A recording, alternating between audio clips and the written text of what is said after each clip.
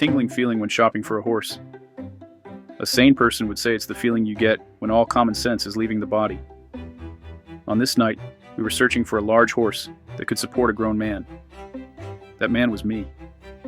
A smaller horse won't support my leg. Eventually it won't support my son either. Secretly, I was looking for a gelding because of their general happy-go-lucky personalities. We weren't in the barn 10 minutes before we all stumbled upon a giant with soulful eyes in a stall by himself. Size? Check. He was massive at over 17 hands. Demeanor? Seemingly check. He was standing still and approachable. He was clearly really worried. With all the sights, sounds, and smells that night, I think I would have been scared too. There was a nice older chestnut mare with size that was clearly saddle-ready, but the cowboy hawking it had another horse that he was very clearly lying about its age. This made me ponder what else he might not be forthcoming with that night. Horse traders have a reputation for a reason, so we kept looking. There was just something about the big guy all by himself, so we took another look. His teeth looked good. He was about 10 years old, we thought, and his feet overgrown but healthy. He had a nice coat and was a touch dirty, especially on his rear, which will prove telling later. He was so gentle and willing to let you pet him. His impressive mane was braided about a half dozen times. Somebody had to stand there and braid it, so I knew he was approachable. He was so massive that we dare not try to ride him indoors. I asked the guy who brought him if he's been ridden, and he said yes, but not enough.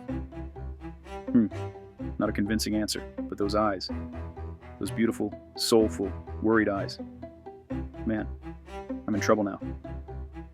As we settled into our seats in the auction house, I discussed the possibilities and budget with our barn manager who wielded the bidder's paddle. She asked, "Do you like the large draft cross?" I said yes, but I'm wondering how they'll fit him through the auction door, which was clearly designed for much shorter cattle. Suddenly, here he comes, bursting into the auction arena. The rest becomes a blur. Next thing I know, we were walking out the back door with a new friend at a reasonable price.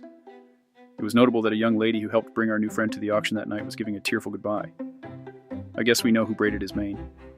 He loaded in our trailer reasonably well and stood patiently as we drove the almost 2 hours home. When we arrived back at Scottsgrove, he snorted and snickered to a point where I temporarily took to calling him Snickers. As I climbed into bed that night, I had one thought. Uh-oh, I have no idea what I just bought. The next day, we returned to the barn to see our haul.